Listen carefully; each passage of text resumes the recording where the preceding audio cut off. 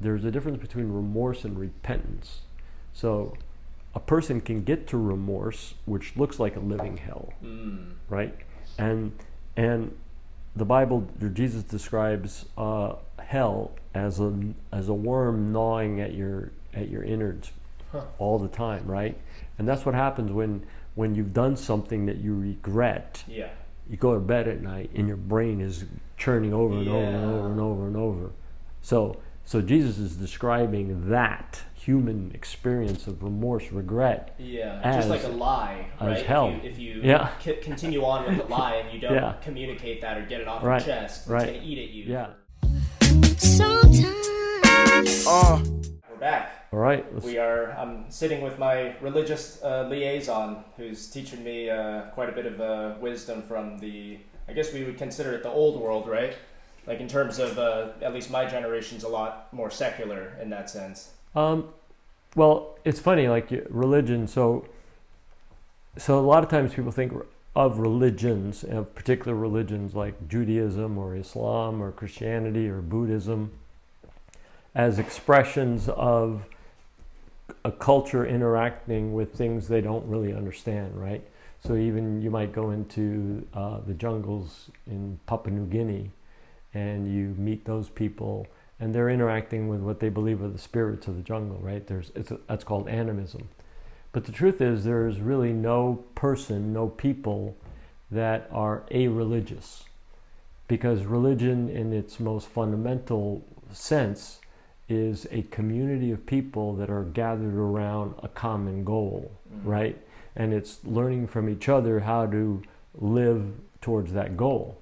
And so part of that is our traditional sense of religion. But here in San Diego, on any morning, even especially on a Sunday morning, if you go to La Jolla Shores, you see the most religious people we have in this community. Really? Yeah, the surfers. Oh, gotcha. Right. I mean, they're very dedicated to their religion. Yeah. Right. They don't sleep in. Yeah. They're there early. They do their surfing. And the old guys that have been at it a lot, then just hang out, have coffee, and kibbutz about, And so if you look at that's a religion. That's a religious expression. They're united around a common goal, a common tradition, and that's really what religion is. And so as humans, I forget who said it, but I think it was G.K. Chesterton said, humans are the religious animal, because we all do it on one level or another. Yeah, I wrote down a quote from him earlier. Yeah. I think it may have been on the other page, but it was, when people stop believing in God, they don't believe in anything. Yeah. So I guess, I don't even know who G.K. Chesterton is. I was just Googling quotes on secularism, and that one popped up. Yeah, G.K. Chesterton, so he was a really interesting guy. He was living at the beginning of the 20th century.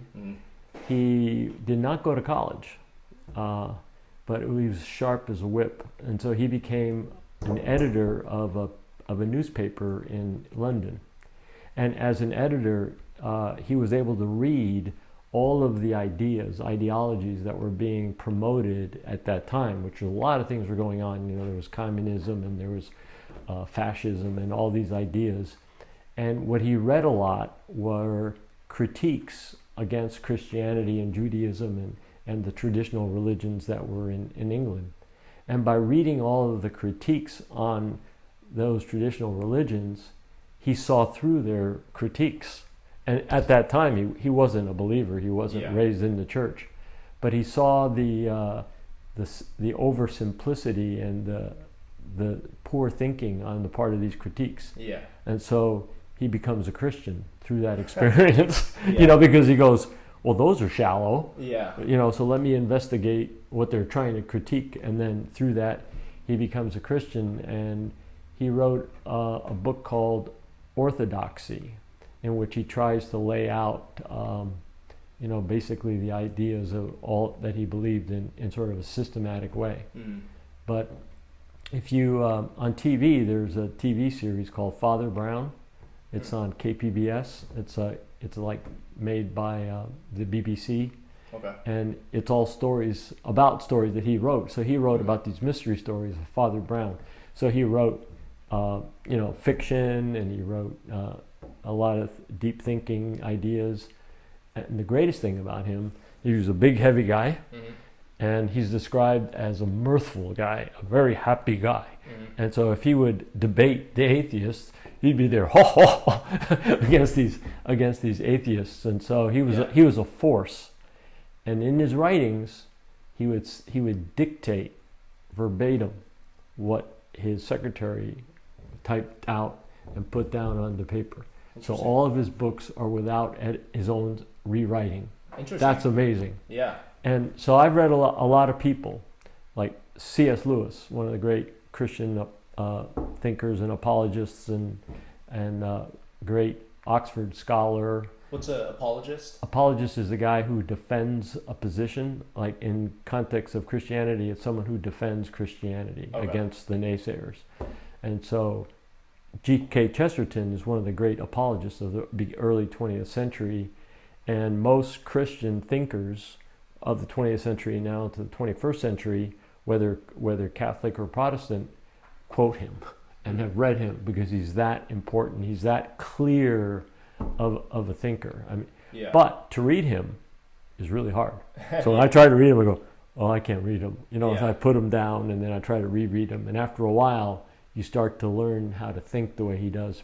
But he has this beautiful imagination that he pulls things together so well. I mean, it's incredible. Yeah. What's interesting about the story you mentioned of the atheist kind of studying other people's critiques and then therefore becoming religious himself. Right. And it's interesting because earlier we were talking about Dennis Prager, but when Dennis Prager talks about how the modern era, or at least my generation, is a lot less religious or a lot less patriotic, it's because, let's say, the folks that we may have learned our values from weren't good at articulating the value of religion or the value of being pro-American. Right. And that's potentially how, the younger generation lost a little bit of that. Yeah. Does that make sense? Yeah, so there's been a degradation, right, of the story.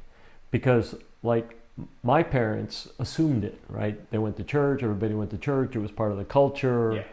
But then communicating that story kind of got lost, right? So I think there's a lot of truth to that. Yeah. Got it.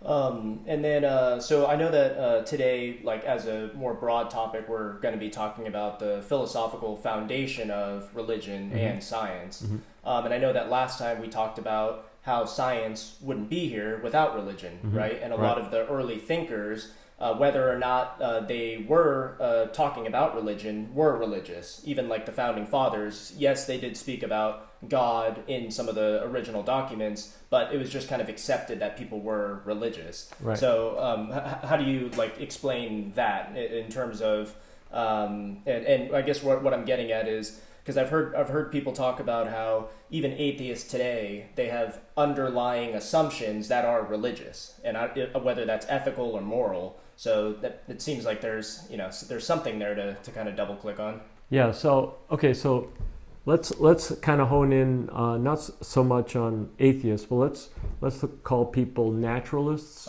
and supernaturalists, because that's really where the division is in terms of presuppositions. Got it. So, for example, if I was a scientist and I'm working in my lab and I am a supernaturalist, meaning I believe that there's something other than what we see with our five senses. I believe in something other, okay? Or let's say I was a naturalist and I don't believe in anything other, but I just believe in what my five senses tells me, or instruments that use my five senses, because I can improve my senses with optical or other ways of measuring, but still everything is based on light or touch or things like that, the senses. So I'm working in the laboratory and I'm a good scientist. You shouldn't be able to tell whether I'm a naturalist or a supernaturalist, because other than that assumption, we're working with the basic same assumptions. Yeah. So we can review some of them. Realism. Do you think a modern scientist believes in an objective reality that's outside of themselves? Like, I hope so. They better, right? Yeah. Like the table. Yeah. This is really here, yeah. right? when I walk out that door, the table doesn't disappear. Yeah. See? So an idealist in this philosophical sense is a person who doesn't believe in the independent existence of other things outside of what's in their brain. But no modern scientist, no working scientist is that. They're all realists, because we're trying to understand how nature, reality works, right? Whether I'm a biologist tinkering with DNA or plants, or whether I'm a physicist trying to understand the orbits of the moon, or now with the new telescopes trying to understand the galaxies and the black holes, we all believe they're really there.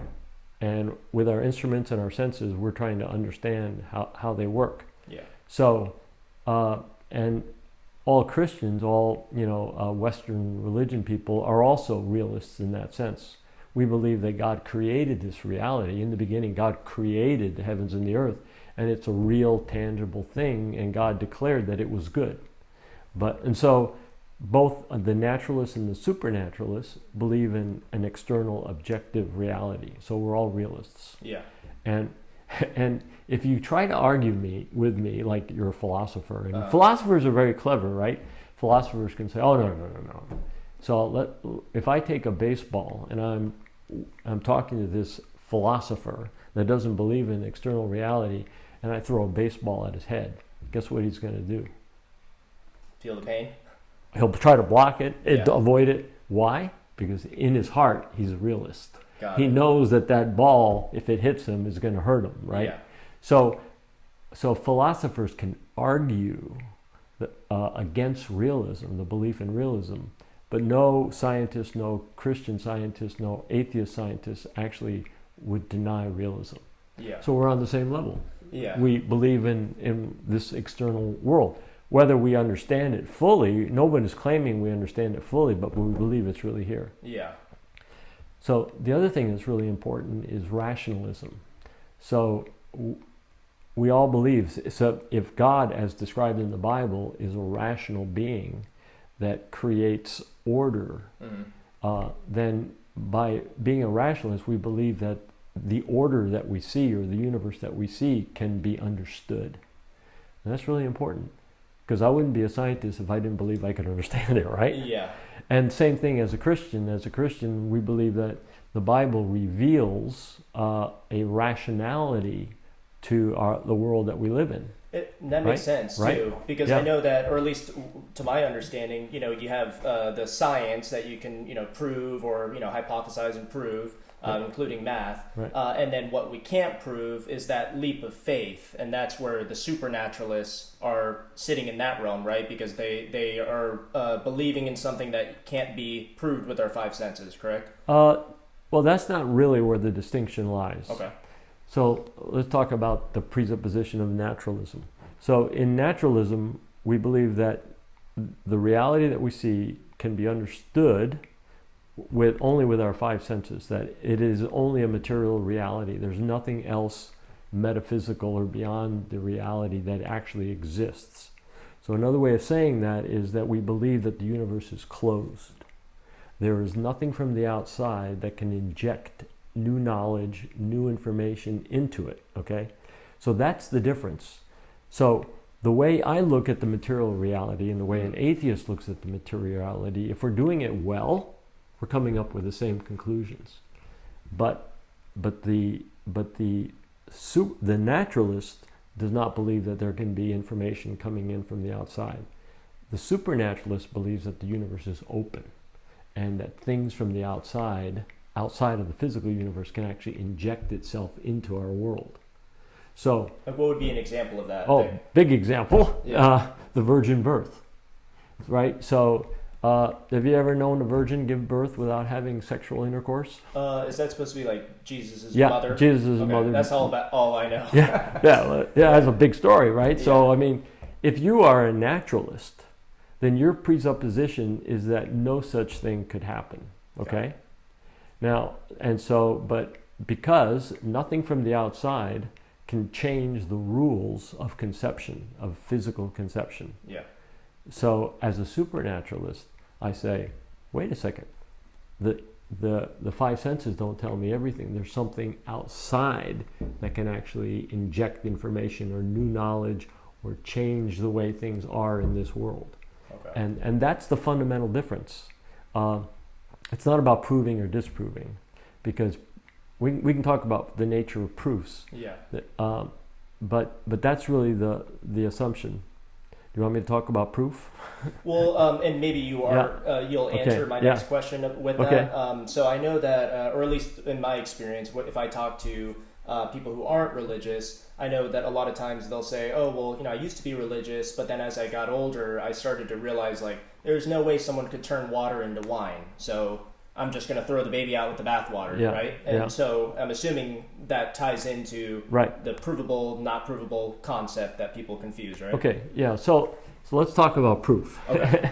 So this is one of the big misunderstood ideas in culture.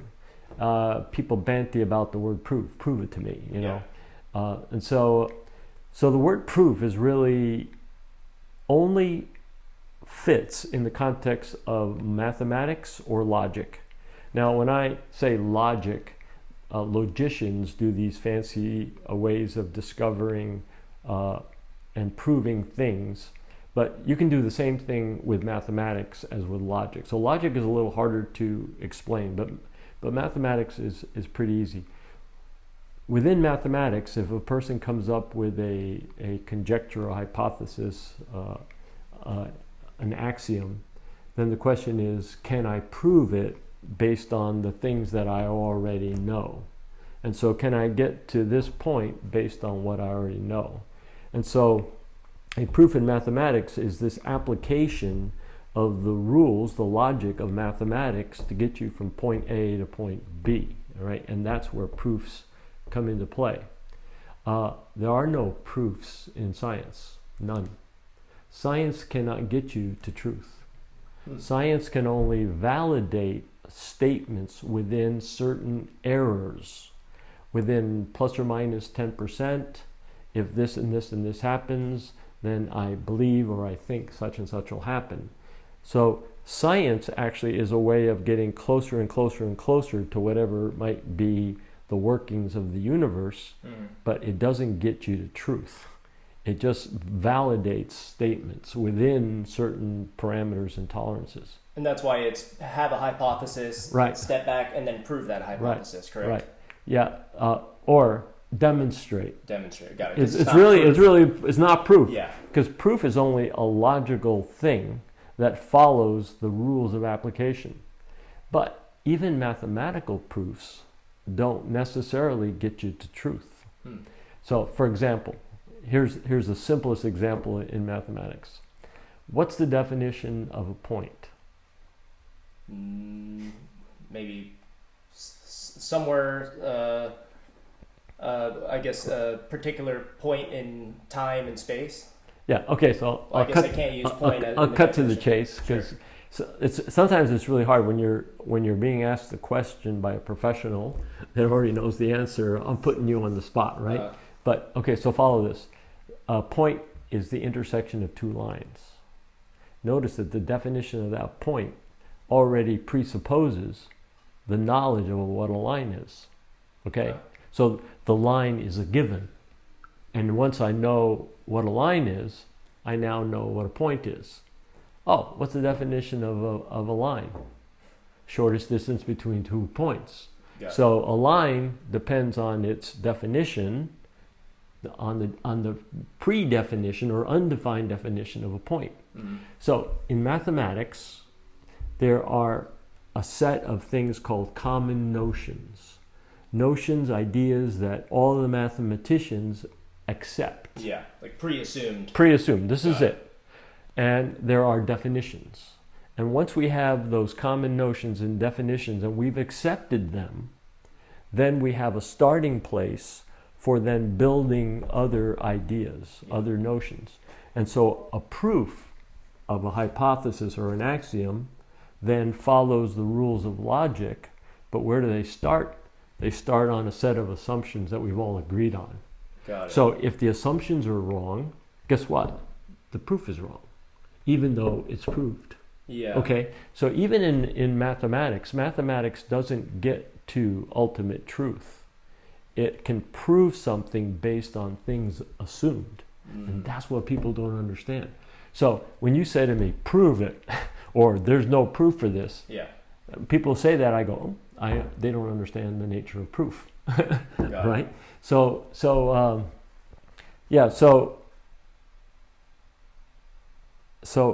basically, I can prove to you the existence of God.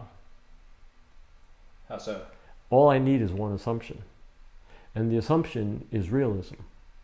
If I get you to agree that the universe is real, the table is real, you and I are real, and you accept that one assumption, then based on that assumption, I can build a logical case that demonstrates the existence of God. Okay, and this is clear. But why do people say you cannot prove the existence of God? Because any human being has a logical out. I don't accept your assumption. Okay? But if you're honest, and I've led you to accept realism without telling you where I'm going to take you, right? And I made you buy realism, then you have to believe in the existence of God. And it's that clear. Okay? So it's pretty interesting, right? Yeah. But have I proved unqualified the existence of God? No. But if you accept the assumption, I've proved it. And that's where the cowards say, oh no, I wiggle out because I don't believe in realism. Got it. Okay? And that's why philosophers who don't want to believe in the existence of God then fall back and say, we're idealists. Well, we're really in a dream state. We're in a hologram. We're in some other... Matrix. Yeah, we're in the Matrix. Yeah. We're in some other world that's not real, and they make that up just as their own defense for not having to believe in the existence of God.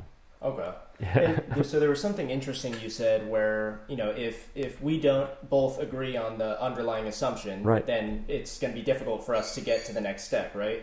Is that what, and maybe we'll even get to this later, but is that kind of similar to like the concept of the Tower of Babel, where, there's like, we become so distant as a society to where we don't accept something as simple as, what is a man, what is a woman, and because we can't accept those fundamental assumptions, I guess, then that's why we're bickering about, the whole gender ideology, for one example. But is that kind of similar? Yeah. So let's analyze the Tower of Babel story a little bit more, right? Okay. So because you went from the Tower of Babel to the consequences of the Tower of Babel. Okay. Rather than, so what's the story? So in Genesis around chapter 10, Nimrod wants to build a tower that will reach all the way to heaven. And this is a king, This is a king or something, he's like a king or a ruler of that He's region. got resources. Yeah. And so, which is kind of curious because like the oldest empires on the planet were the Sumerians and the Assyrians that actually built ziggurats, which were these towers, and so they baked a lot of bricks in their kilns in their furnaces to build these towers. So historically there's evidence that peoples did that. But the biblical story is that this one guy wanted to build this tower that would reach to heaven. And the importance of that is that's human hubris. That's, in a sense, I am God. I'm going to be my own God. I'm going to be the ruler of everything that is, right? Okay, and that's what they mean by each human has a divinity inside them, right? Each human has a yearning to be divine. Okay. So, not that they are divine, but a yearning to be their own God, right? That's the only sin in the world. Everything comes down to that one thing. So, like if, Peterson is also enamored with Adam and Eve's story and the Garden of Eden, right? So what's the story there? The serpent comes and tells Eve, God's a bad guy because he's keeping you from eating the fruit of this tree, right? But God gave him all the trees to eat except one. So, and he said, he tempts them was, if you eat of this fruit, then you will be like God. So it's tempting them with that yearning to be greater than I am, to be, in a sense, my own God. Yeah. And so that's at the heart of our cultural problems, is that I, collectively or individually, want to rule our world. You know, it can be grandiose stuff, Yeah. like Hitler or Putin Yeah. or Xi or Trump, or however you want to play it, right? Guys that just want to rule it independently of reality Yeah. and control their world. Or it can be just an individual that is saying, I am the master of my destiny. I can, look what you've done to yourself, Lee. You've transformed your body. Yeah. You're trying to be a master of your body. You're trying to be a master of your intellect. You're trying to help people. You know, you have this hubris because you believe right now, at how old are you? 26. 26, at the age of 26, that you really are the master of your universe, right? And so in some, now I'm teasing you, Yeah. but in some sense, that pulses in the heart of every person. And that's what the Tower of Babel is. It's that yearning to be God and not to submit to God, right? So there's this idea that if God really is the creator of the universe, then he's creator and we are creature. We are contingent creatures. We are conditioned. Our existence depends on the existence of other things. God's existence doesn't depend on anything. God is. That's his name. I am that I am. His existence is not contingent, unconditioned. He's the only creature, only thing, only being in the world that is unconditioned. And we are the highest creation.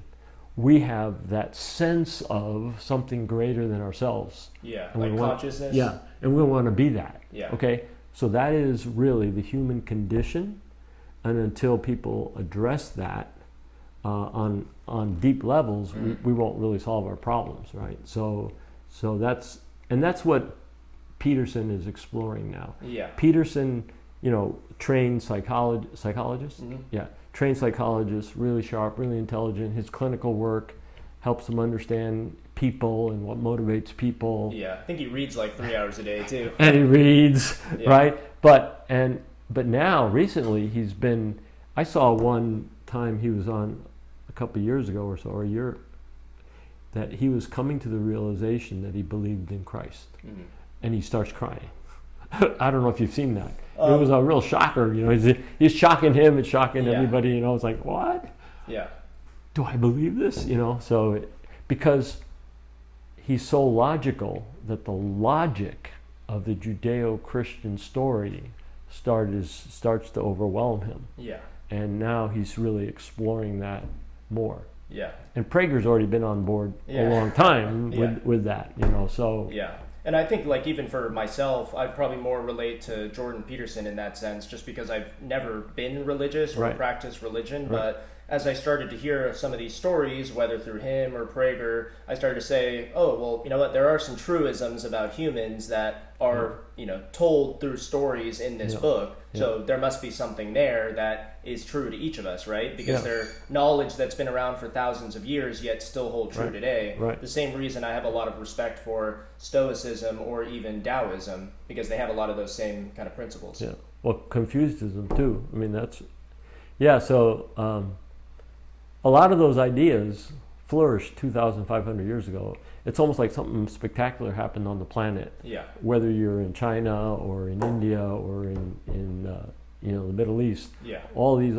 Greece, all these ideas just started, coming out. Yeah. So it was a pretty spectacular time. Yeah, and piggybacking off of that, so something that prior to me, looking into religion, or even before I looked into Stoicism, I always felt that individuals must look inward and almost seek self-governance to be able to be effective or to be happy in life. Like you cannot look at external factors to be happy or to solve your own problems, right? Like you can live in a really crappy life, but if you can manage yourself, you can be a little bit happier. And then I started to see a lot of that overlap in Stoicism, Judeo-Christian teachings, as well as Taoism. Yeah. Yeah, the problem with Judeo-Christianity in the West is that it had been the dominant religion, right? The dominant ideology, we got complacent with it. We didn't really keep thinking about it, or like you said earlier, teaching well and transferring that tradition well. And that's where nihilism comes in, and then people can become skeptical of what is the foundation of how we would, think or manage ourselves or manage like our societies, right? Yeah. Or Nietzsche would come in and see the weakness in the Judeo-Christian, and he literally is like wanting to be God. It's about the power to affect, but ultimately he kills himself, right? So I mean, it's sort of like he gets in a tumble of despair, because his ideology didn't play out. He felt too conflicted inside to where he took his own life. Yeah, and so here's a really good book if you want to read it or listen to it. Yeah. I actually listened to it. It was really good on audio. It's called The God Question, and it's about, and I think I have it upstairs or I lent this to somebody, but a Harvard psychologist or psychiatrist, I forget, had a course on Freud. Must be psychologist. Course on Freud, and it was not that well attended at Harvard, and it was kind of a dull class. And so he decided to change the class, a comparison between Freud and C.S. Lewis, and all of a sudden the class flourished. And the book is basically the content of the class that he teaches at this Harvard psychology. Back in the day. Not that long ago. Okay. I mean, he's still alive as far as I know, but he then compares and contrasts the early life of C.S. Lewis with Freud, and they're both the same. They're both atheists. They're both driven. Yeah. They're both like this. And then there's a significant change in C.S. Lewis's life when he becomes a believer, and then he traces their lives after that point to their deaths, and seeing the despair of Freud as he's dying, and wanting to reread some things like Faust. A Faustian story where a man makes a contract with the devil. And so he's in all this turmoil. And he also shares a story of Freud's sister that said his atheist persona to the world really wasn't his own personal story. That he really did wrestle with God and in his own way, right? And but yet on a professional public level, he was this stoic, so it's interesting. Sam Harris?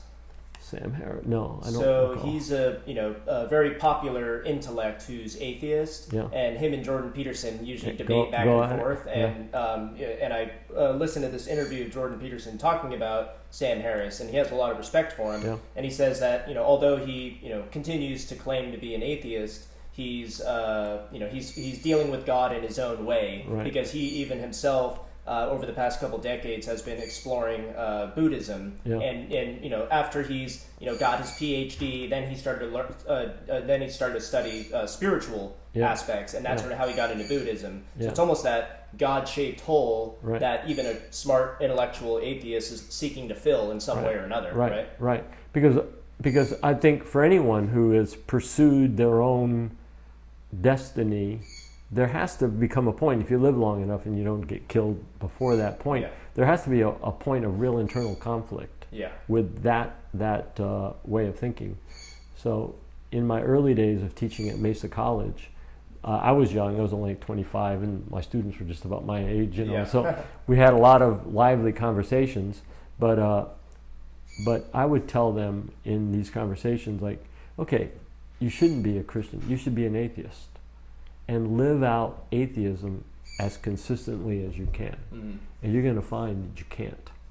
And even the language, say, that the most staunch atheistic biologists use are all filled with purpose.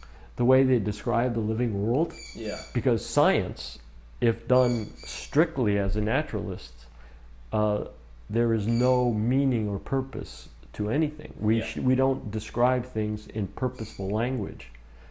As a Christian, as a believer in something other than this world, my language is necessarily purposeful. But only believers can use that language. So this is one thing I like to talk about. Let's say I come into the room and the teapot's boiling. And I go, Danny, why is the water boiling? And she goes, well, that's because there's a discontinuity in the surface heating on the surface, and then the pressure creates bubbles, and the bubbles go up through the thing. And she gives me this incredible, detailed, descriptive cause and effect relationship that describes the water boiling. Yeah. And I go, no, why is the water boiling? And she goes, oh, I want a cup of tea. Yeah. There are no why questions in science. Why questions are outside of the scope of science. Interesting. Why questions can only be answered by who, by whose. And whose can only exist if there is a who creator. Because if everything was just electrons. Yeah, the atomized individuals. Well, just electrons. Yeah. And the electrons and protons get together and become atoms. Is there a living, thinking, conscious thing in those atoms? No. Yeah. But where along this line of chain of being does consciousness come into being? And that the question of consciousness is like still one of the deepest unanswered questions of science, right? Yeah, like is it your physical brain Right. or is it Yeah, something else? am I a real who? Yeah. Or am I just a machine that has an illusion of being a who? But if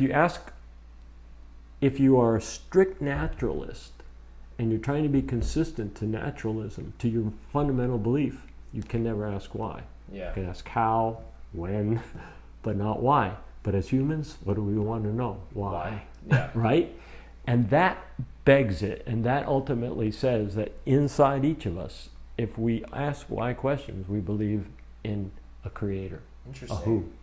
Yeah. So I mean, there are a lot of ways of, and that's not a strict logical proof, but that is an argument, a compelling argument for it. Yeah, and that makes sense too, because I think whether you identify as religious or not religious, I personally believe that you need purpose. Even if you're completely not religious at all, I don't think you can sustain through life without purpose, right? Then you believe in a creator. Okay. You believe, whether you've intellectualized it or not, you believe that something injected purpose into the world. Now, it doesn't have to be the Judeo-Christian God. Yeah. But there has to be some agency outside of the five senses, outside of the closed universe, that injects purpose into the world.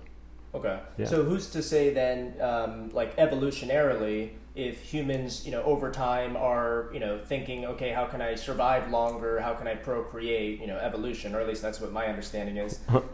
Then how do we know that humans aren't haven't evolved to yearn for purpose? Because that's how society ends up evolving together, when we each have some sort of purpose that we contribute. If I'm a dentist or if I'm a lawyer, and I'm just trying to think evolution to sociology, how do we know that evolution didn't cause us to evolve into wanting purpose for the betterment of society and for ourselves? Because there's no driving mechanism in evolution.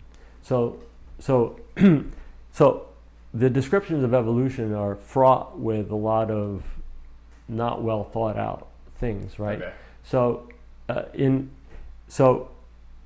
Okay. And I'm get my water right now. Okay. You got to read my chapter on. Okay, so here's the crux of the issue. There we go. So Christians, non-Christians, believers, non-believers, supernaturalists, non-supernaturalists, we all come to the table with presuppositions, things that we already believe and bring to the table. Yeah. Nobody is an exception, right? We already have things. Some of us want things to work out a certain way. We want to believe a certain way. But fundamentally, you can boil down the question to the beginning of the universe. The Big Bang, in a sense. It's like the Big Bang, how everything got started. So as a non-believer, as a naturalist, when the first particles came into being, they had to have no order, no information. They had to be a completely chaotic sea of particles. Had to be. Because philosophically, if there was any order to it, then the question is begged, where did that order come from? Okay? So a strict naturalist is forced by their own position to believe that the universe is just this chaotic sea of particles moving around. Mm-hmm. Now, if you have particles moving around randomly and they're just colliding into each other and random events are causing whatever happens, then the question is, how does randomness turn into order? Because we look around and there's a lot of order. Yeah. You know, certain flowers have 5 petals. You know, there's so many, there's so much order. Where does order come from? Now, so in the second law of thermodynamics, it's about the discussion of order. So if you have a certain box with amount of gas in there, the entropy of the gas is determined by the volume of it, the number of particles, things like that. So the entropy is a measure of sort of the order. And what the second law of thermodynamics says, that in a closed system, the entropy must always increase. Things tend towards more disorder, or at best stay the same. Okay, so if you have a universe that starts as complete disorder, the second law of thermodynamics says that complete disorder has to remain as complete disorder. You can't get order out of disorder. And that was that graph in chapter 1, right? Where basically if you try to look back and go back in time to see where things started, the graph kind of, it never meets, right? Well, the graph, well, if you just run the computer backwards as to how everything is, so if the universe is expanding, then everything expanded from a singularity, a certain point, which is the way it's described as near infinite temperatures, near infinite density and all this. But more simply, more simply, were your sisters messy at all? Yeah. Okay, good. And your mother's very neat. Yeah. We know that. So some sisters are neat. How about that? yeah, but my sister wasn't. My mother would clean her room and after she went out to school, and her room would all be put together. Yeah. That is a high ordered state when my mother leaves it. My sister comes home after school, everything goes towards disorder, right? Yeah. So now, how can we have order here? The only way we can have order in the universe right now, in which we all agree there is there had to be order to begin with. There had to be an infusion of information and orderliness, because the orderliness of the universe is going down, okay? Where did that order come from? It had to come from the outside. Got it. See, so on the most fundamental level, and that's this is the best chapter in here, because This is chapter 2? No, it's chapter 8, I think. Okay, see, I wish I read faster. Well, anyway, when you get to this chapter on information, chapter 8, chance or information, it's a good discussion of that problem, because this is it. This is what evolutionists say. Yeah. All the order came out of chance, randomness, and time. You can't. Randomness, chance, is ignorance. So to simply say that I am ignorant of something and add a little time to that, order is not going to come out of that. So evolutionists use the word of chance or randomness as a force. But there is no such force. The only forces in nature are electricity, magnetism, the strong and weak nuclear forces. There is nothing to compel anything towards order in this universe. And that's important, that's profound. Yeah. And so if your philosophy says there is no God, there can be no order, then we're not talking. We're not going to be sitting here talking. Yeah. So every thinking person has to understand that the universe began with a certain amount of information, a certain amount of order, certain properties that make and allow for things to change. And maybe within that, there are some things that evolve towards higher complexity, but overall, the overall universe is going to lower complexity, is going to more disorder. Yeah. But it had to start with some. Yeah, and that's why even the evolutionists will say that the only way that was possible is if a Big Bang occurred, because something has to come and kick things off, right? But what you're saying is that's impossible. Well, it's possible if there's something outside of the universe. Oh, okay, got right? it. So if the Big Bang did happen, it had to have been caused by... Yeah, Got it. and that's Okay. another one of the presuppositions is causality, and that's really important. And this is one of the things where you can actually challenge the Bible. Mm. So to make sure its language is causal, cause and effect. Like, let's say you all of a sudden come into a room and you see one of the billiard balls going into a pocket, right? You don't just think, oh, that billiard ball went into the pocket. Yeah. You know that Someone hit it. some hit it, a ball hit it, a cue stick. So everything that we describe has to be a relationship between cause, effect, right? So it's a series of contingent histories. And as an observer on my universe, the way I necessarily describe it, and this is science, is cause and effect, causality, relationships. If anything violates that, I don't believe in it as a scientist, and I don't believe in it as a Christian. Things don't just happen. The water doesn't just turn into wine. Yeah. There has to be a causal agent. And there was. Jesus. Yeah. Jesus was the causal agent. Water doesn't sit around and turn into wine. Yeah. If it did, I wouldn't believe it, right? Yeah. So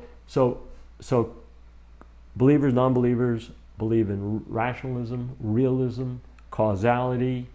We believe in order. And you must believe in an order that was infused into the universe. Otherwise, nothing makes sense, right? Yeah. So what's the difference between a scientist or an atheist and a believer? One presupposition. The universe is open to more possibilities than just what we see. And is that what faith is, though? Or is faith just... Is that term used in a whole bunch of different manners? But it's basically that first leap of logic to go from nothing to something, right? No, it's not that. No?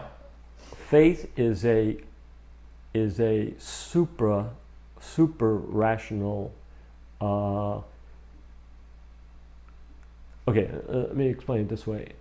Let's say I bring to bear on any particular problem all of my understanding, all of my science, everything I know, and I get to a point where I cannot go any further with my own efforts, my own understanding. It's at that point where faith kicks in. So faith ultimately is rational and experiential. So when those two components come together, then I do something that is bigger than both. It's a marriage of experience and rationality, which allows me to go one step further. Is that like consciously being optimistic? I think it's really profound. The word faith is bandied around a lot, but very few people really have faith. Yeah. So there's a story, and I don't remember who wrote it, and I'm not going to describe it very well. But the story takes place in the underground resistance in France during World War II. Okay. And two soldiers are thrust into an underground situation where they're hiding from things, and they meet. They're opposite. Yeah, on opposites. Opposite sides. Okay. Like, say, a German and a French person. Yeah. And they're on opposite sides. And the French person kind of looks at this German with oh. But the German says, no, I'm part of the resistance, you know. And so they have this conversation. And through this conversation, through this meeting, through this night, they're exchanging ideas, and there's a real camaraderie. And when the German leaves, or the German-dressed guy leaves, he says, no matter what you see out there, if you see me doing something, know that I am with you, and I am part of you, okay? So, and so they go their way.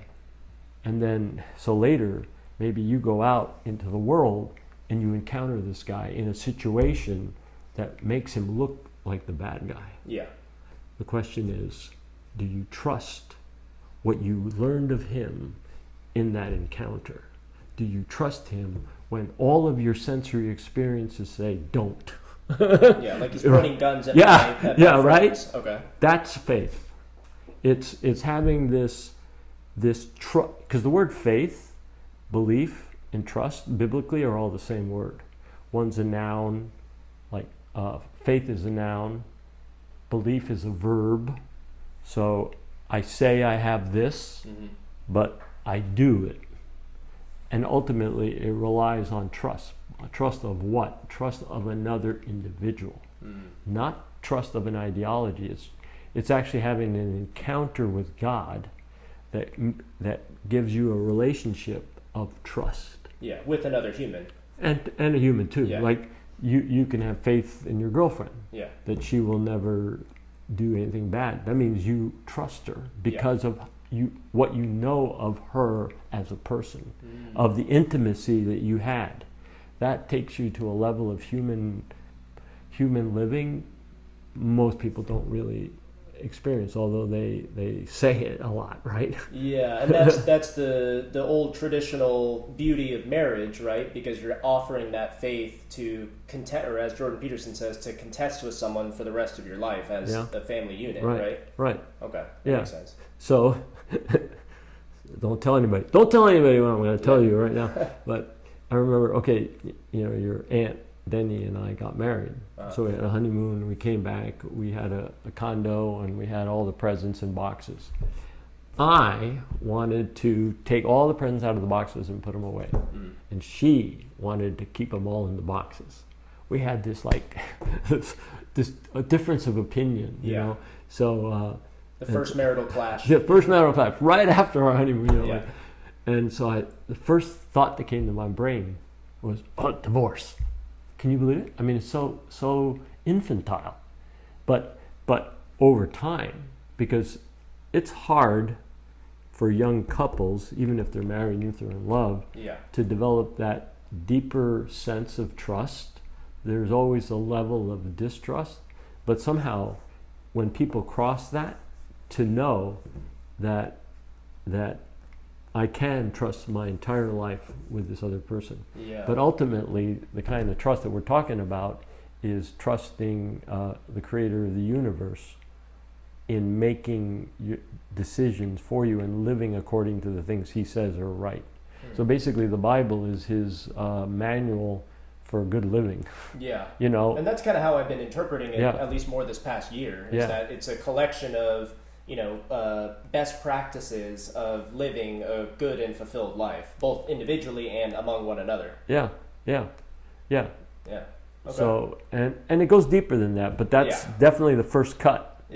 Because there'll be challenges along the way that if you actually know what the best practices are, then you're called to actually do best practices. And that's where the rub with me as God and God as God comes in. Well, gee, I know what. Now, a lot of people are ignorant. They don't know what the best practices are. But say I do know what the best practices are, and I get a situation where the best practice isn't what I want, right? That's the rub.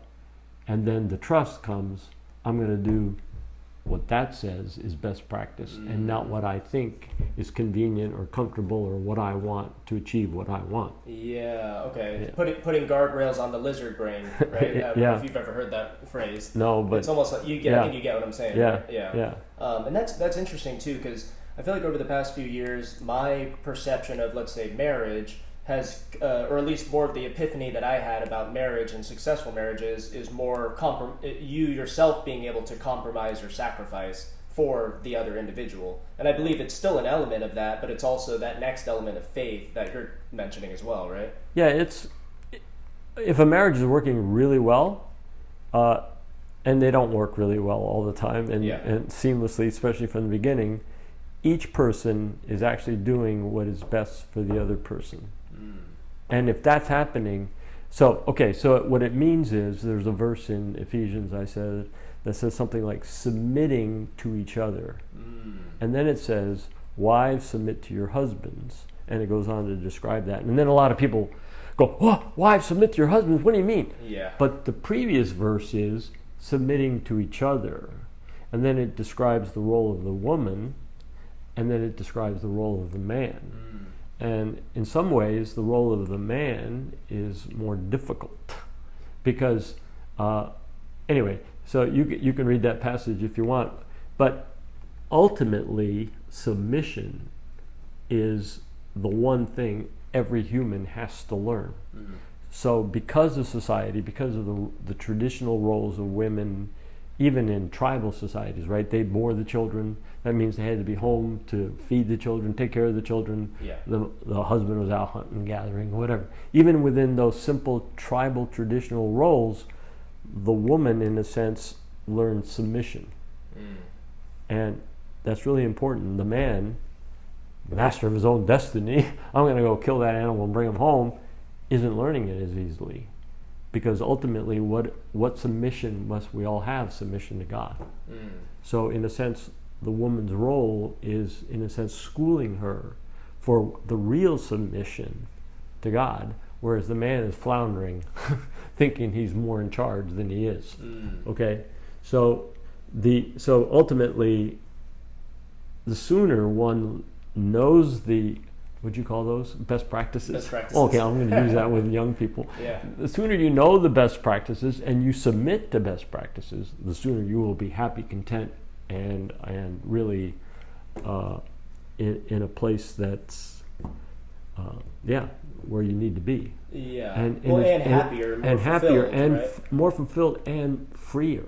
Yeah. Freer, because like my life now that I'm retired, I'm especially have a crazy life.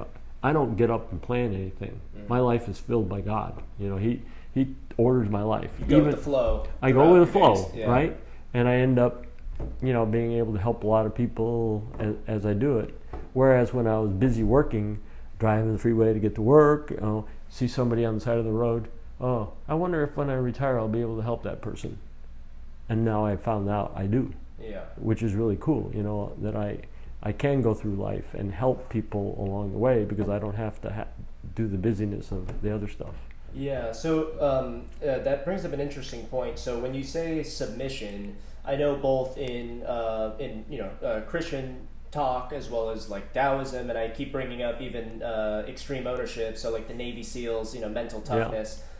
They all talk about discipline. And correct me if I'm wrong, but discipline is almost that submission, saying that okay, in the moment I want to eat all this cake or do drugs or whatever makes me feel good in the moment, but I know that if I prevent myself from doing that or hold myself back or have discipline to not do it, I can reap the benefits of whatever the greater goal is, right? Yeah, I mean, you're not going to be a very good Navy SEAL if you don't submit to your commander's orders, right? Mm-hmm. So again, being a woman in a marriage is a natural place to learn it.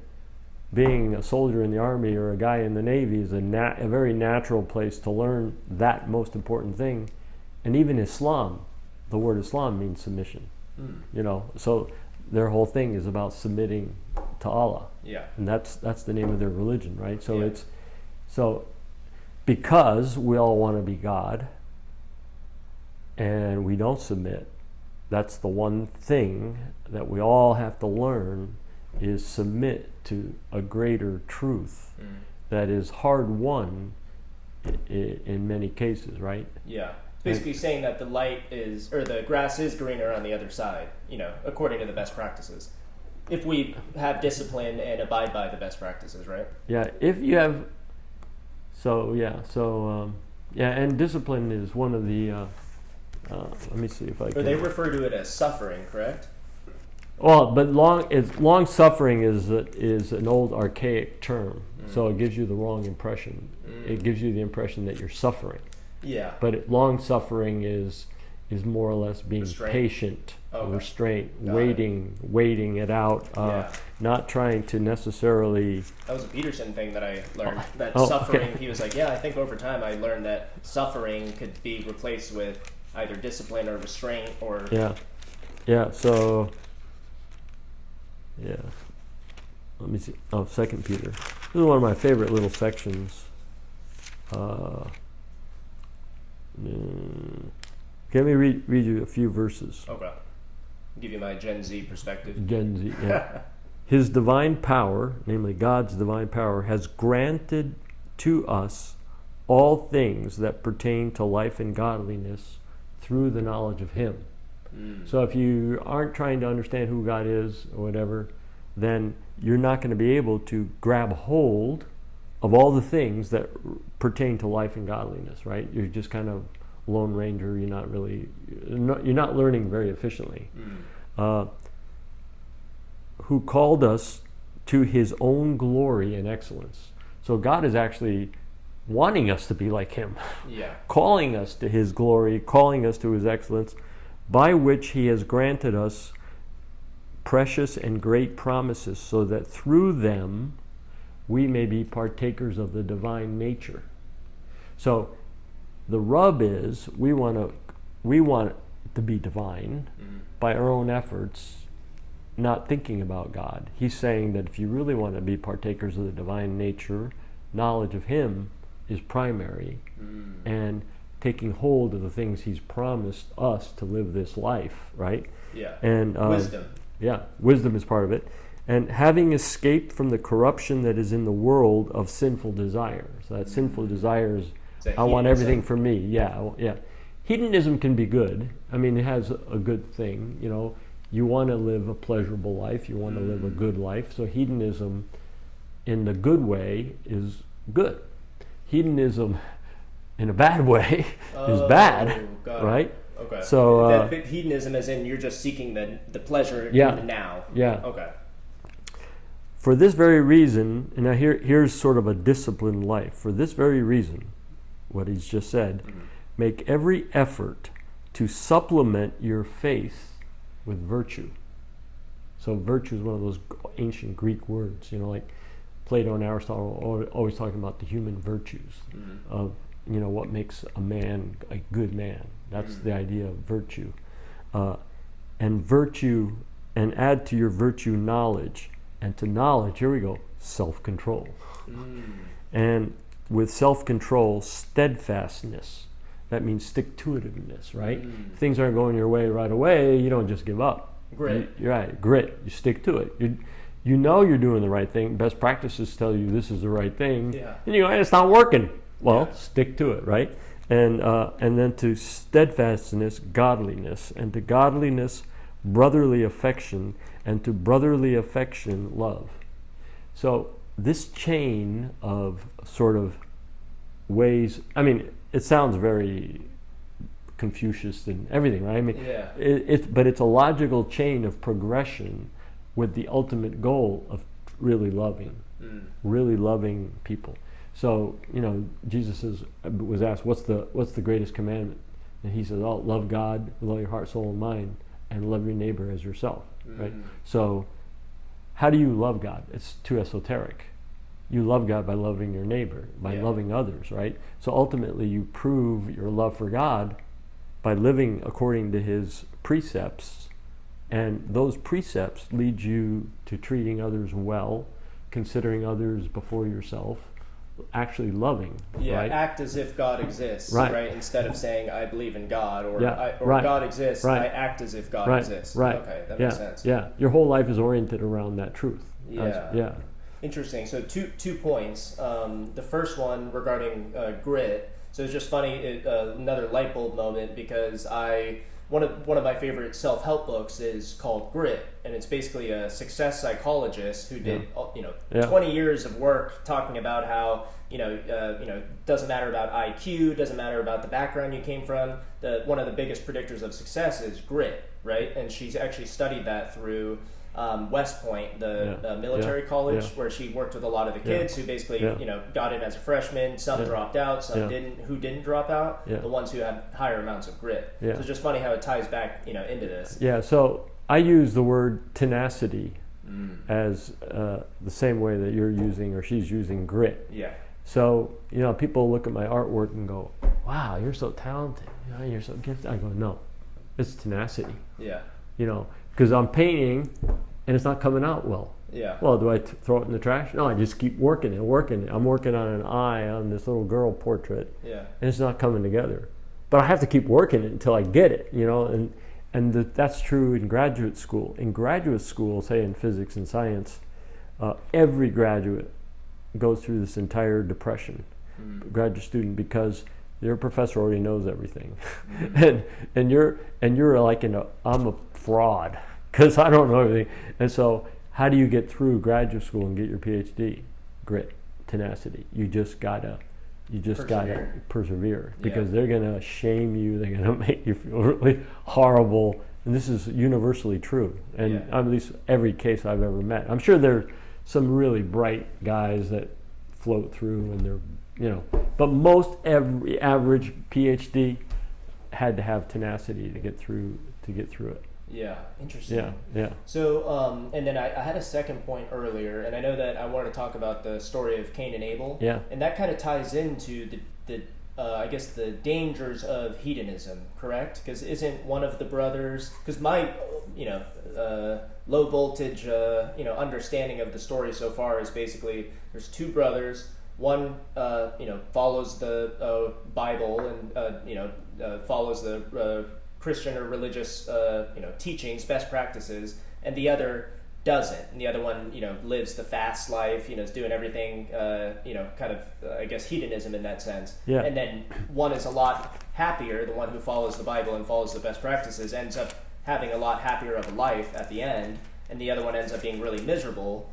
And then the miserable one kills his brother, correct? Or that's putting a lot of layers on that I wouldn't say it that way. Okay. So this is where, the Bible's tricky. Yeah. And so you actually have to read it. So it's really short. So we'll read it. Okay. Yeah. And then we'll measure your current understanding with what this says, and then I'll try to add my own thing to it. Okay. Yeah. And just one more point, because I think a lot of the teachings in the Bible are very interpretation oriented, and what I'm trying to get out of it is the practical use in daily life, because I think that's almost where a lot of people when you don't understand the underlying layers, then you don't retain it or adopt it or start using it. So as we go through the story, so just one comment about those words. There's only, for every scripture, every story you read, there's only really one interpretation, only one. And that was the intent of the author. Okay, the intent of the author. Now, to understand the interpretation, you have to go back to a culture that we didn't grow up in. So, but to not do your homework and work at actually getting the right interpretation, then you're not doing service to it. Now, that said, what you want is applications of it. But the applications are going to work or not work based on the interpretation. So if you have the interpretation, now some things are hard to interpret, really hard. So you just go, and people put it every aside. Week, right? To better study the knowledge, correct? Very few. Yeah. Very few. I'm surprised. A lot of people might go to church, but really very few really dig. Yeah. Really. Let me read this story. Yeah. So the context is the only human beings on the planet, when this story takes place, at least that we know of, are Adam and Eve. And they have, their first son is Cain. They have another son, Abel. Now Cain and Abel are strong adults, young adults. We don't know how old they are. We also don't know how many other brothers and sisters they may have. So a lot of the challenges to the Bible is that the Bible doesn't tell you everything. It just gives you these little highlight points. And so people tend to try to read in. But for me, it's always very clear, what did the Bible actually say, and separate that from what people say. Okay. That's clear thinking. That's, what a logician would do. What does the Bible actually say? And let's not we can try to read in because we want to. But we have to be very careful and say, oh, this is just me reading into the story. That makes sense. So now Adam and Eve, Adam knew his wife Eve. Now, knew is bad sex. Okay, that's what that means. The old fashioned. But the idea of knowing is that there is actually some intimacy and something learned by doing that. Okay. If you get to a relationship with a woman where that happens, that means you guys have, unless it's just a one-night stand, that means you've actually gotten to know the person in deep ways, not just physically, but emotionally in other ways, right? So Adam knew Eve, his wife, and she conceived and bore Cain. And she said, I have gotten a man with the help of the Lord. So she's not understanding how this has happened, right? This is like, she is putting the life of her child and saying it's from God. Yeah, You know? because back then they're not understanding how the sperm goes and... But she's not understanding anything if indeed she's the first woman on the planet. Yeah. Okay?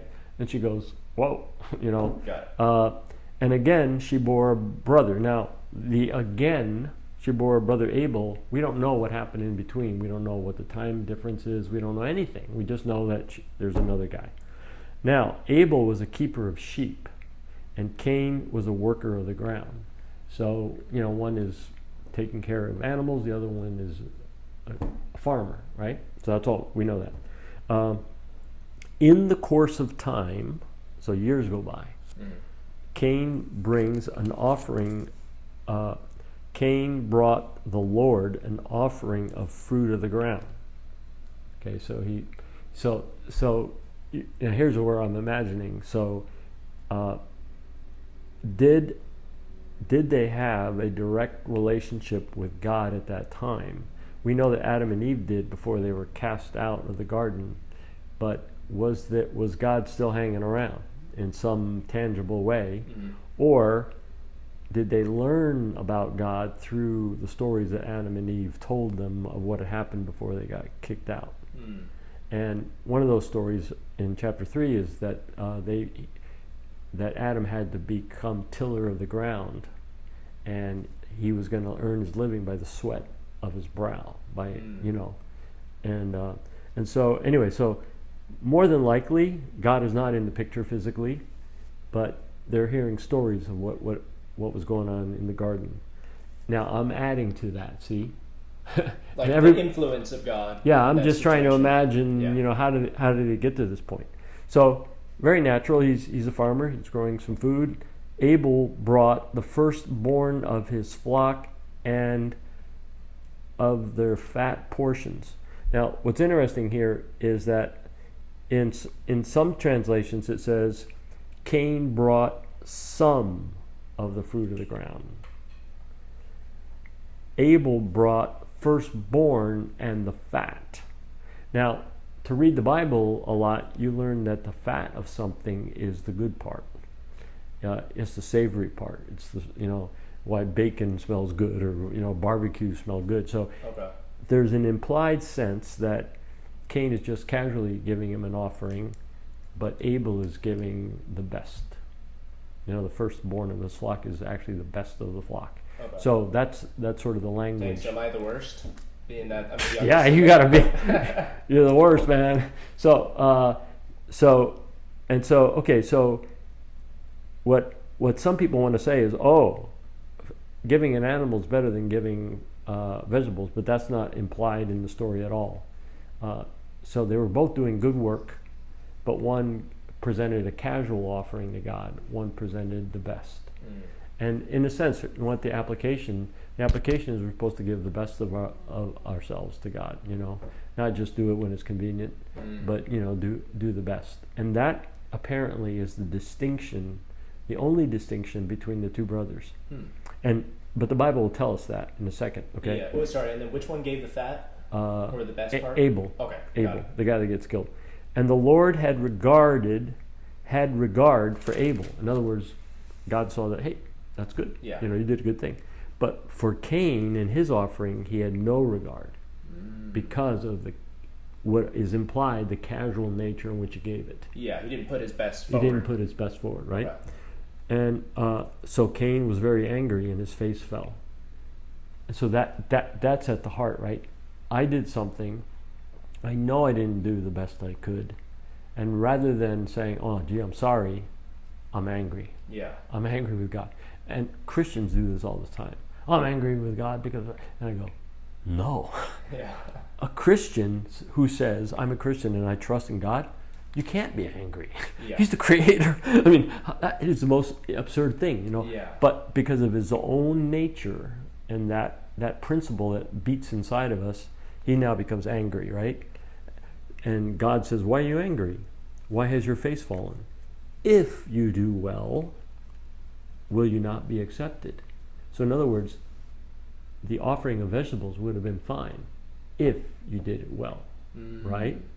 That's the thing. Yeah, if he gave the best of the vegetables. If you gave me the best, you know, if you're doing it out of your heart because you love me or whatever. But if you're doing it, but clearly Cain knows he didn't do the best. And God's saying, if you did, you would have been accepted, just the way Abel was.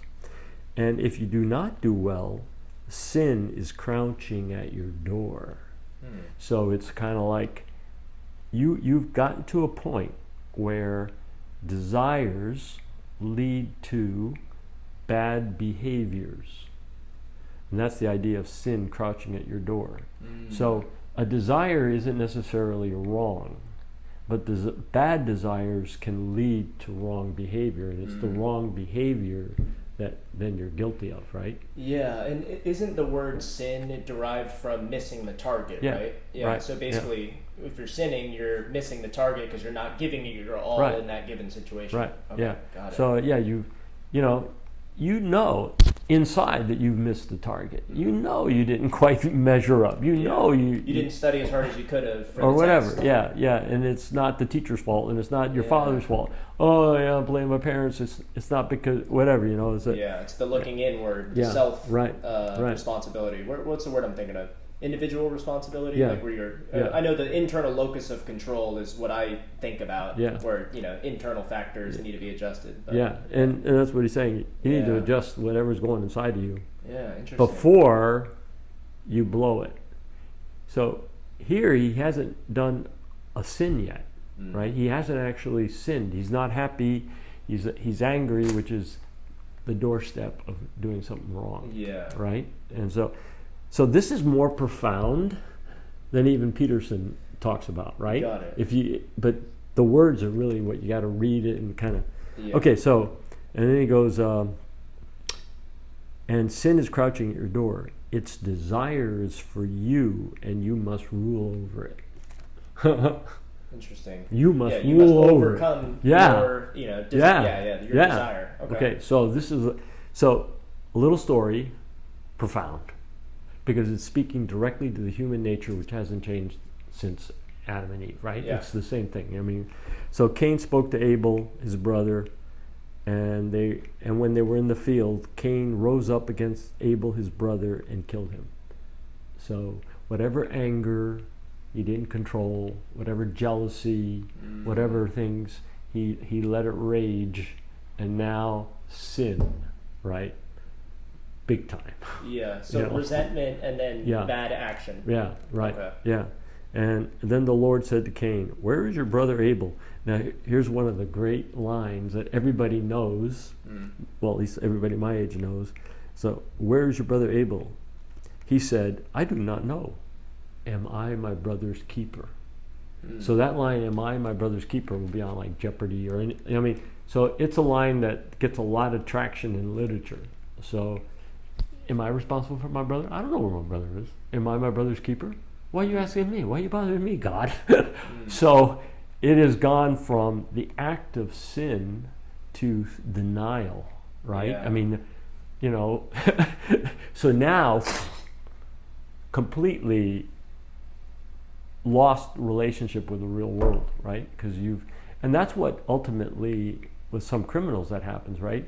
With the deep criminals, they've committed crime so much that they become completely callous to the event. Yeah. And you see that callousness right here at the very beginning of humanity. And it hasn't left us.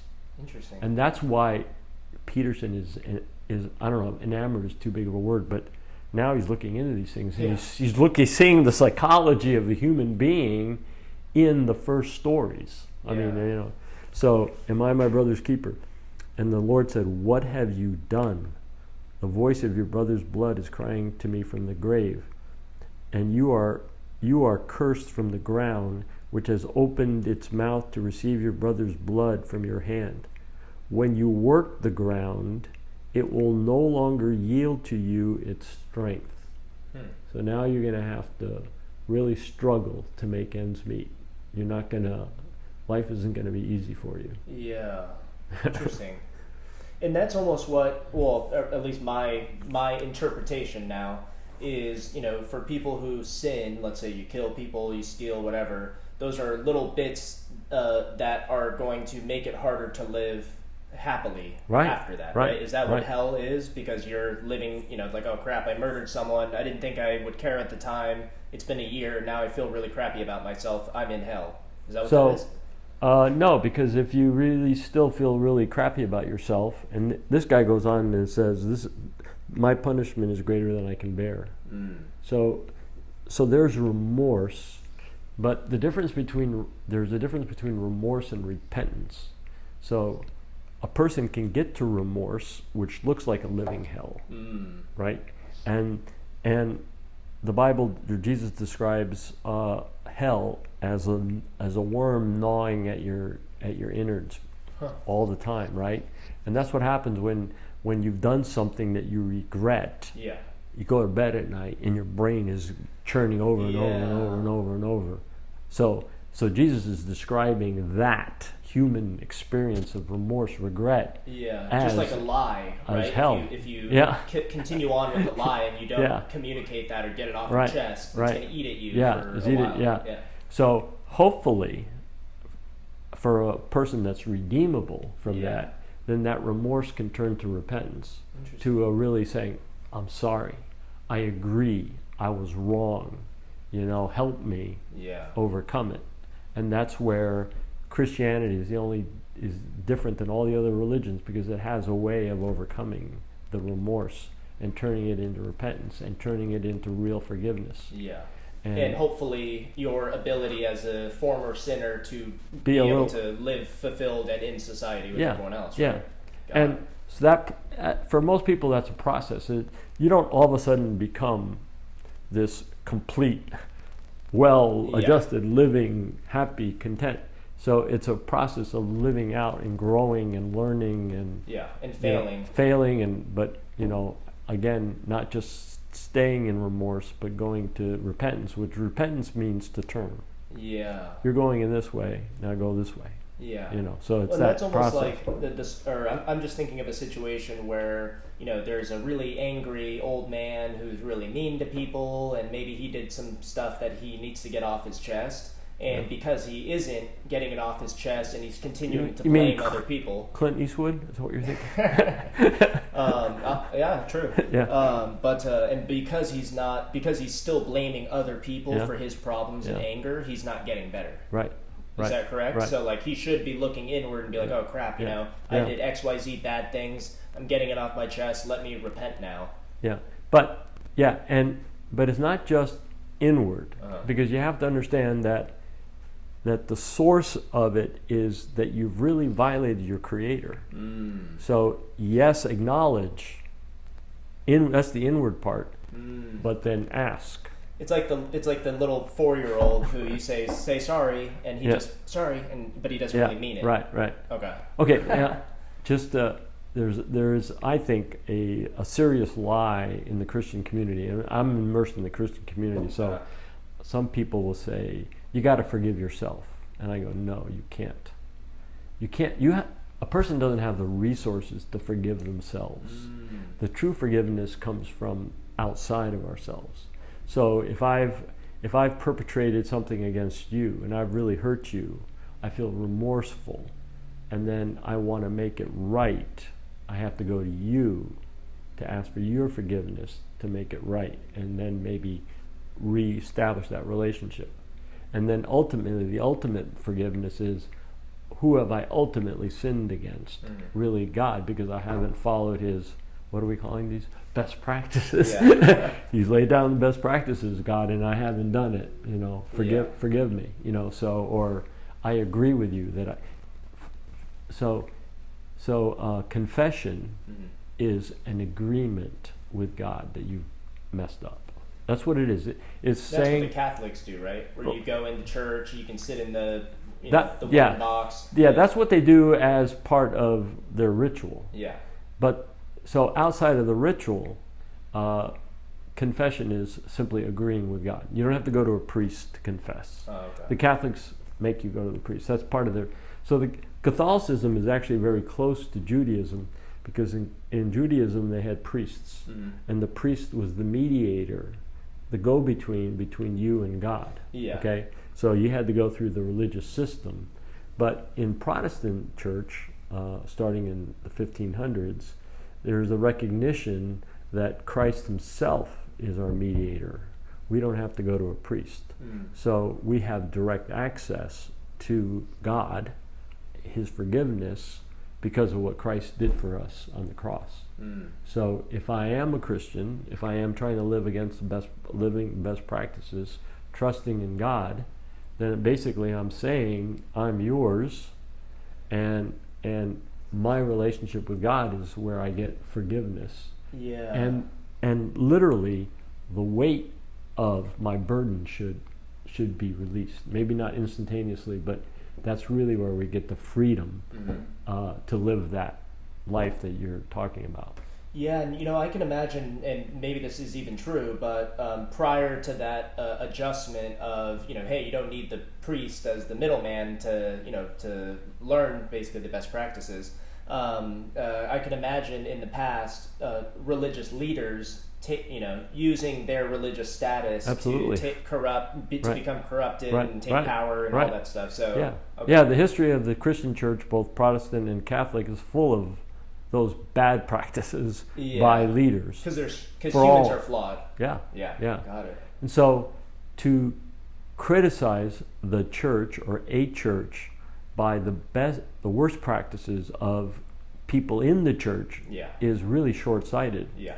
Because we're to live by the best practices as dictated by God, not by how other people live those out. Yeah. Or in ignorance, or even in malfeasance or whatever, And that's definitely a misconception these days, where people will say, oh, well, religion was responsible for tons of death in, the past couple thousand years. Yeah. But I know with the documentary I watched of Dennis Prager, he talks about how, yes, there was killing involved with religious intent, absolutely. Catholics killing Protestants. Totally, yeah. And he basically says, that absolutely happened, but also secular regimes in the past, in the 20th century at least, were responsible for way more deaths than that of the hand of religion, in a sense. But, of course, both are really the humans. Right. Still the human element. Exactly, totally. It makes sense. Yeah, and it's happening right now in Ukraine, right? With Russia killing his own.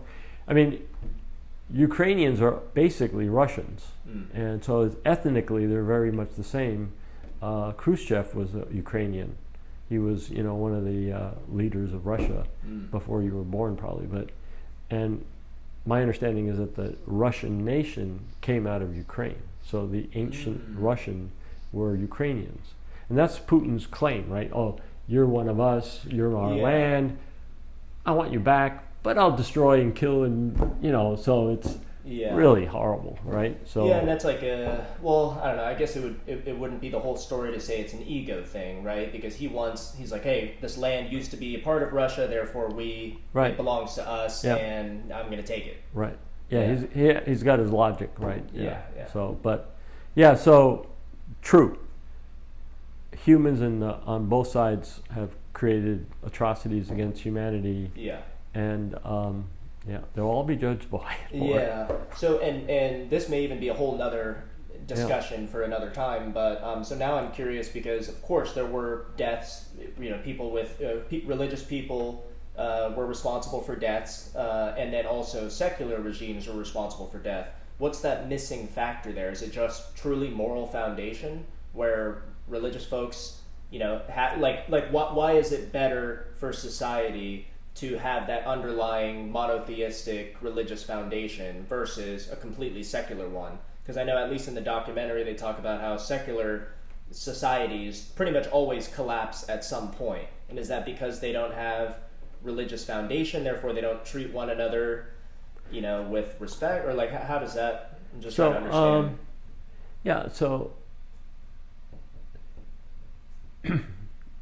Well, I think that the failure of the Christian side of history, in terms of the atrocities that the popes have perpetrated, is because ultimately, I assume that they've read the Bible, and so they've read the best practices, but ultimately they don't trust in God for best practices.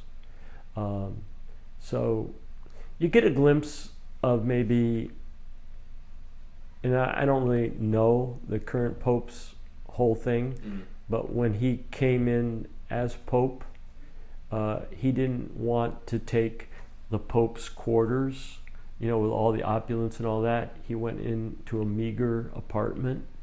That says something interesting about the Pope. And so that he's actually trying to live according to the precepts that he's read. Popes in the past weren't. When the Roman Empire collapsed, the Catholic Church became the dominant geopolitical force on the planet with an army, right? And trying to, in a sense, because of the sinful nature of it, take up the empire that the Romans collapsed. So not unlike secular things, how could a Christian pope do that? They're not living according to what Jesus teaches, right? Yeah. I mean, if you actually read the Gospels, Jesus is in with the tax collectors and the sinners, eating and drinking with them, and he's being criticized for, living with these people. Yeah. And he goes, I came to save the lost. So any true pope, religious leader on the Christian side that is committing atrocities like that, they're not trusting in God. Yeah. I don't consider them as Christians. Yeah, they're doing something wrong. Yeah. Yeah. Well, in fact, Jesus said, narrow is the way and few shall find it. So people say that Christianity has the largest religion, 1.4 billion people or whatever. Most of those can't be Christian. Yeah. They go to church, they say I'm Christian. I was raised Catholic. I was raised Catholic too, whatever. Doesn't mean anything. If you don't practice it, if you don't play it out. Right. Yeah. Yeah. So of all the Christians, how many are true disciples of Christ? Yeah. How many are truly trying to live according to his teaching? And the true answer is very few. But if you go out to the east, Confucius did a lot for bringing in a just society, living in those terms. Confucius and the people who followed him consistently probably, and for a while within different Chinese dynasties, there were good behavior by a populace. But the winds of war happened over and over. Every 300 years there was another dynasty. The Mongols come in, these guys come in, and so certainly it's easy to understand the secular atrocities by the utter sinfulness and wanting to be like God of many people. But it's harder to understand the atrocities committed by the church if there were true believers, because it doesn't wash. And what's the common denominator? Humans. And humans tend to tilt toward corruption with power. So it sounds like those religious leaders had a whole bunch of power. Right. It's going to corrupt you, and you're going to do some crazy stuff. Yeah. I mean, just like Stalin, just like Mao. Yeah, that makes sense. So even on a very simplistic level, I won't name a name, but say there's this religious church leader, famous big church on TV, and says those stuff. Texas churches. Yeah, well, I'm thinking of a different one, but you could think of anyone you want. And they say on their TV program or radio broadcast, send $100 and we will put a brick with your name in the new building that we're going to build. Well, that is so anti-Christ. I can't believe it, right? Yeah. Yet he's big following, because in fact the scriptures say don't let your left hand know what your right hand is doing. So in other words, if you're doing something good, don't brag about it to the world. Don't have your name in lights because you did something good. Yeah. There's a little subtlety there. You want to live a good life so other people can see it, but you don't want to promote yourself. Yeah. And what a lot of big church leaders do is promote themselves. And I'm always very suspicious of the lifestyle a pastor leads. Are they living a lifestyle that is significantly above the average in their congregation? If they are, there's a disconnect. Yeah. Are they flying around in their private jet? Disconnect, right? Yeah. And you see a lot of that within the Christian church. But all of that said, that doesn't make Christ wrong. Yeah, right? yeah, because it's the human Right. misacting right. on it. Okay. Right. And that's funny because that's kind of the same thing as communism, where communism or socialism, because a lot of the leaders are the more progressive left-leaning leaders in Brazil and a whole bunch of countries, right? Where they start to say, hey, we need to be redistributing the wealth from the wealthy to the poor, and we need to be doing this and that, for the people. Except for mine. Exactly. They're flying around on their private Right. jets, and Right. they have multiple mansions. Right. So it's just kind of funny because Right. makes sense. Yeah. I mean, Well, even on a completely secular level, all this green talk and climate change. So they have, this last year, a big climate change conference in Europe. They all fly there in their private jets. yeah, yeah, I know. Or Obama buys a huge mansion in New England. You know, you don't need not a huge mansion in New England. Yeah. Why don't you live with a small footprint, a small carbon footprint? You don't need to have another big. So I mean, that's the inconsistency, and that's really the failure, and that's Cain. Humans are flawed. That's Cain. Yeah. And that's all of us, right? Yeah. Got it. On some level. Yeah. Love it. Yeah. I think that's a good That's spot good. to Yeah. wrap up. Yeah. I mean, That's Sometimes